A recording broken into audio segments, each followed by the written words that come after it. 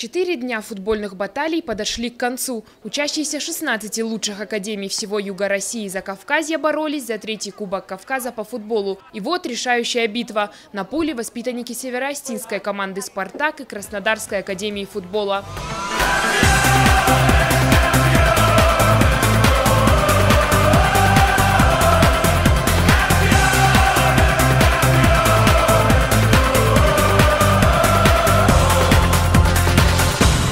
Подобный турнир – это не просто соревнование. Он призван укрепить дружеские связи между футбольными академиями. Участники – дети 12 лет. Но уровень подготовки юных спортсменов не уступает многим взрослым командам. Я рад, что в ваших сердцах сегодня загорается искорка дружеского отношения, потому что именно на поле и вне его у вас у всех складываются те отношения, которые впоследствии будут тем прочным фундаментом, на котором будет зиждиться настоящая дружба. А Кавказ всегда был образцом именно дружбы, настоящей мужской дружбы. Трибуны забиты до отказа. Скандирование болельщиков накаляет атмосферу. Второй тайм подошел к концу, а счет все еще не открыт. Главный судья объявляет серию пенальти. И вот кульминация всего турнира. Со счетом 3-2 обладателем Кубка Кавказа становится команда «Краснодар».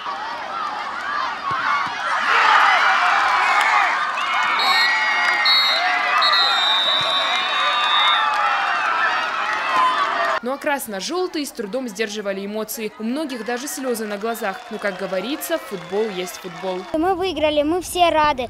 То, что мы победили, это очень хорошо для нас. Тренер нас настраивал хорошо, он нам рассказывал, как правильно играть, как правильно прессинговать. Большой финал, как и положено, вышел напряженным. И хотя опасных моментов было не так много, игра заставила тренеров поволноваться. Завершился 3-й турнир по футболу среди детских команд Кубок Кавказа. Теперь официальная церемония награждения. Вручение отдельных наград лучшему вратарю, защитнику и нападающему. Как признается тренер краснодарской команды, для них это первая победа на таких престижных соревнованиях. И это лишь маленький шаг перед большим футбольным будущим. У них одна цель – играть в большой футбол.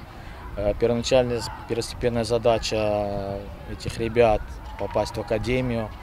Они с 1 сентября должны заезжать в академию, то есть поступают уже в академию, то есть будут в академии и жить, и учиться, и тренироваться. Вот это маленький шажок, даже победа – это просто маленький шажочек вперед для большой футбольной карьеры. Команда победителей получила не только заветный трофей, но и уникальную возможность поехать на Суперкубок УЕФА. Он пройдет 11 августа в Тбилиси. На поле встретятся Барселона и Севилья. По словам организаторов, в следующем году турнир расширит свою географию. Приглашены команды из Москвы. Так что Кубок Кавказа превратится в настоящий Кубок России. Ирина Дзабаева, Олег Рамонов, Осетия ТВ.